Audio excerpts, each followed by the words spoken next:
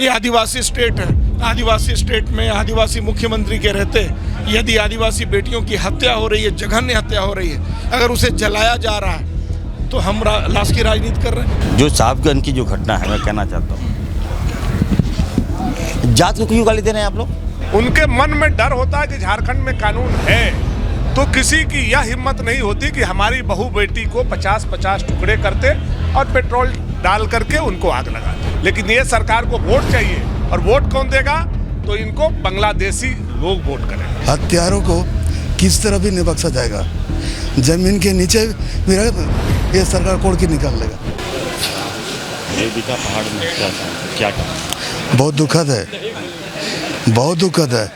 हत्यारों को किस तरह भी नहीं बख्शा जाएगा। जमीन के नीचे भी ये सरकार कोड़ के निकाल लेगा। अरे विपक्ष जो कर रहा है, आज ये लोग रिकॉर्ड तोड़ दिए। शोक सभा में ऐसा नहीं होता है। ये लोग कुछ मतलब नहीं है, हंगामा खड़ा करो, कुछ मतलब नहीं।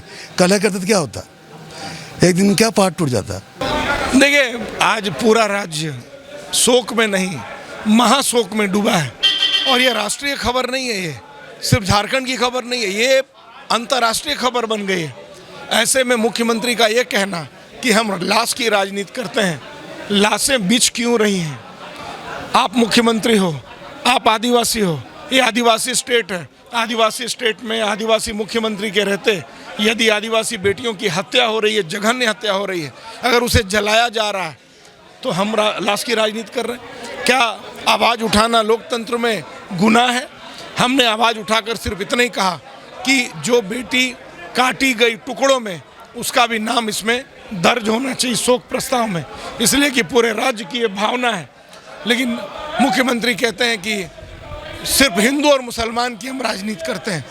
अगर रांची में दंगे हो रहे हैं, उन दंगों में यदि एसपी अपराधियों के पोस्टर चिपकाता है, जो समुदाय विशेष के लोग हैं, अल्पसंख्यक समाज के लोग हैं, मुस्लिम समाज के लोग हैं, उस एसएसपी का तबादला कर दिया जाता है, उसे सजा दी जाती है। संध्या टोपनो की घसीट कर हत्या कर दी उस दारोगा की, कौन था? वही अल्पसंख्यक मुसलमान। अंकिता को किसने जलाया दुमका में? वही अल्पसंख्यक मुसलमान। इस बेटी जो रूबिका है, उसे किसने काटा? मुसलमान। तो हम तो इंसान और इंसानियत की राजनीति करते हैं। हमारा आत्मा मरा नहीं है। मुख्यमंत्री जी का और उनकी सरकार का, जेएमएम का, कांग्रेस का, आरजेडी का आत्मा मर गया है। भारतीय जनता पार्टी की आत्मा मरी नहीं है, इसलिए हम आवाज़ उठा रहे हैं और हमें कोई रोक भी नहीं सकता है। नहीं, निश्चित तौर पर ये दुखद है, दुर्भाग्यपूर्ण है। ये सरकार पूरे गंभीरता से जो भी अपराधी हैं उनको विधि सम्मत कड़ी से कड़ी कार्रवाई करेगी और कार्रवाई करके उसको स्पीडी ट्रायल कराएगी। इसमें कोई इब बट की बात ही नहीं है। जो भी कुकृत्य करेंगे, इस तरह के कुकृत्य करेंगे, आपको याद होगा कि पिछली बार भी जिन लोगों ने इस तरह के कुकृत्य किए थे, हम लोगों ने उसको तुरंत गिरफ्तार किया, जेल भेजा और उस पर कड़ी से कड़ी विधि सम्मत कार्रवाई हो रही है और इसमें भी होगा। इसमें कोई बट है नहीं, कड़ी कार्रवाई होगी। भाई इतनी बड़ी घटना, और हमारी ओर से इतना ही था कि भाई उसके नाम भी जोड़ा जाए। शोक प्रस्ताव, अगर हम देश के कई जगहों पर लोग मर गए दुर्घटना में भी, उनके भी नाम हम जोड़ते हैं। यहाँ तो उनकी हत्या हुई है, और वो भी प्रिमिटिव ट्राइब्स है जो विलुप्त होती जनजाति है। झारखंड में मुश्किल से 2 या 2.5 लाख की उनकी संख्या है, और उसको भी जोड़ने के लिए ये लोग तैयार नहीं है। तो इतनी ही तो बातें थी। देखिए, भारतीय जनता पार्टी डे 1 से इस विषय को विभिन्न माध्यमों से रखने का काम किया है। आज कई ऐसे जिले हैं जहां का डेमोग्राफी चेंज हुआ है। बांग्लादेशी घुसपैठिए आते हैं। चूंकि एसपीटी लागू है संथाल परगना में, वहां की महिलाओं को ही अधिकार प्राप्त है जमीन संबंधी, तो वो सबसे पहले जमीन पर कब्जा करते हैं। फिर उन महिला का प्रभोग करके, उनको मुखिया बना करके, जनप्रतिनिधि बना करके उसका भी प्रभोग करते हैं। और बाद में ऐसे कुकृत्य जो आपने देखा, रूबिया पहाड़न के साथ जो घटना हुई, जो अंकिता के साथ घटना दुमका में हुई, ऐसे घटना का भी अंजाम दिया जा रहा है। ये पूरी तरह से सिस्टम की फेलियोरिटी है। अगर जरा सा भी लॉ एंड ऑर्डर का भय होता लोगों में, उनके मन में डर होता है कि झारखंड में कानून है, तो किसी की यह हिम्मत नहीं होती कि हमारी बहू बेटी को 50-50 टुकड़े करते और पेट्रोल डाल करके उनको आग लगाते। ये पूरी तरह से सरकार की असफलता है। मैं उसको ये ऐसे इस दृष्टि से देखता हूँ और ऐसा ही मानता हूँ। सरकार में अगर कानून व्यवस्था होता, लोगों के मन में कानून का डर होता, योगी जैसे मुख्यमंत्री होते, तो आज किसी की हिम्मत नहीं थी कि झारखंड की बहू बेटी पर आंख भी उठा ले।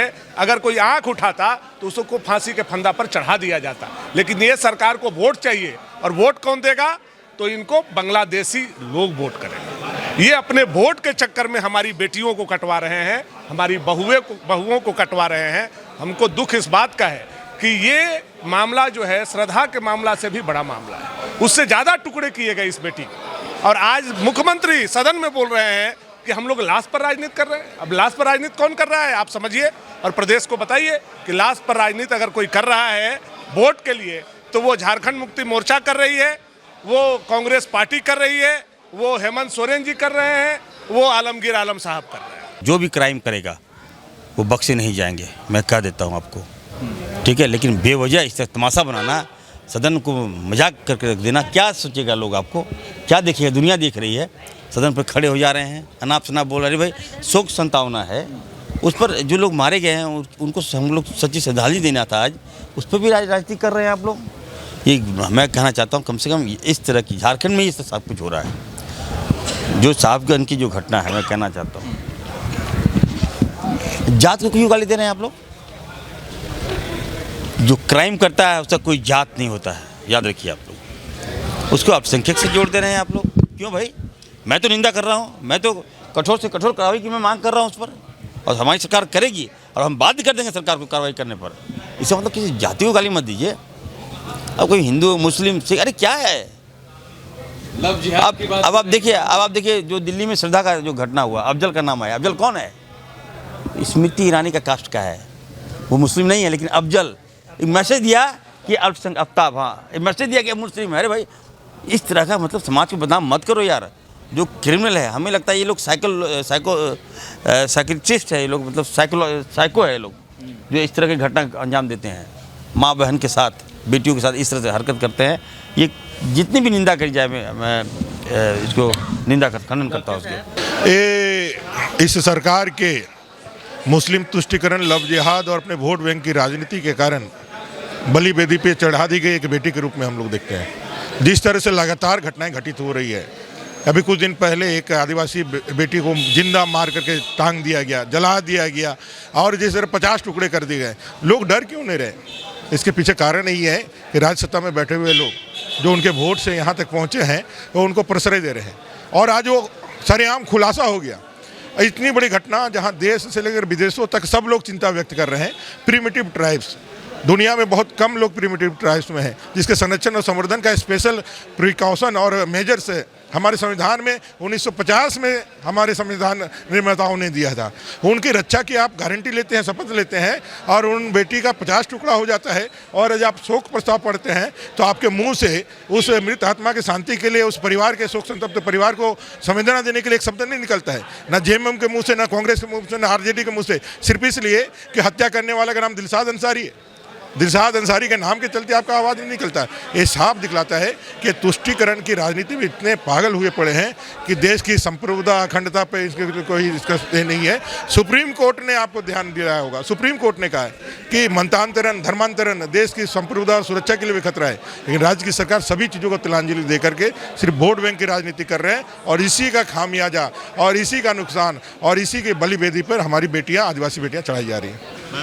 रूबिका पहाड़ी हत्या मामले को आप किस तरह से देखते हैं? बहुत गलत हुआ है, बहुत ही गलत हुआ है, और इसमें मैं निवेदन करती हूँ सभी राजनेताओं से, चाहे वो पक्ष हो या विपक्ष हो, इसमें से राजनीति करने से परे रहे। आज इस मुद्दे को लेकर सदन में बाधित हुआ और स्थगित नहीं, बाधित नहीं हुआ, कुछ स्थगित नहीं हुआ है। जिस तरह से सदन चलना चाहिए था वैसे ही चला। शोक प्रस्ताव में रूबिका का भी नाम आया, श्रद्धा का भी नाम आया, उनको हम लोग ने आज यहाँ पे कंडोलेंस दिया है।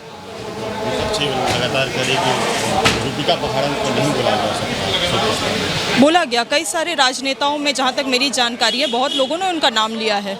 दिलवार अंसारी, जो कि प्रेम जाल में फंसा के हम कह सकते हैं ये लव जिहाद का मामला है, और 1 महीने भी नहीं हुई शादी किए हुए, सिर्फ कहीं ना कहीं फंसा करके और राजनीतिक लाभ लेने के लिए इस प्रकार का कार्य हो रहा है। और हमें लगता है कि जब तक ये सरकार इसमें जागेगी नहीं, अंकुश नहीं लगाएगी और ज़्यादा से ज़्यादा कठोर कार्रवाई नहीं करेगी, तब तक ये कभी भी रुकने वाला भी नहीं है।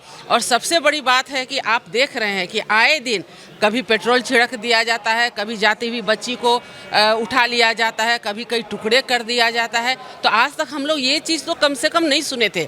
आज साहेबगंज में वहीं से माननीय मुख्यमंत्री जी हैं, वही संथाल से माननीय मंत्रीगण हैं, तो फिर आखिर इस प्रकार की घटना में ये चुप क्यों है? हम लोगों का बस इतना सा प्रश्न है कि आज आदिवासी, दलित, पहाड़ी, पिछड़ा सब आज कहाँ पर है? सब असुरक्षित है, तो उसकी सुरक्षा कौन देगा?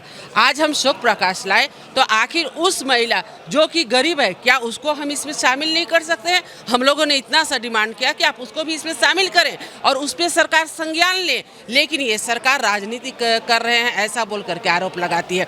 हमें लगता है आज ये सरकार बिल्कुल निरंकुश हो चुकी है, लॉ एंड ऑर्डर का कुछ है ही नहीं और फेल हो चुका है, सारा सिस्टम फेल है और ये सरकार को जनता से कोई लेना देना नहीं है। गौरव, ये जो बिल है उसका, वाह, जॉब ढूंढ रहे हैं? हाँ भैया, थोड़ी कमाई और हो जाए तो बात बन जाएगी। तो जो तू ये दिन रात बाइक पे भटकते रहता है उसी से पैसे कमा ले। रैपिडो कैप्टन बने, जब वक्त मिले बाइक चलाएं और दिन के 1,500 तक कमाएं। ऊपर से एक्स्ट्रा इंसेंटिव्स और बोनस भी। डाउनलोड करें रैपिडो कैप्टन ऐप और आज ही ज्वाइन करें, वो भी फ्री।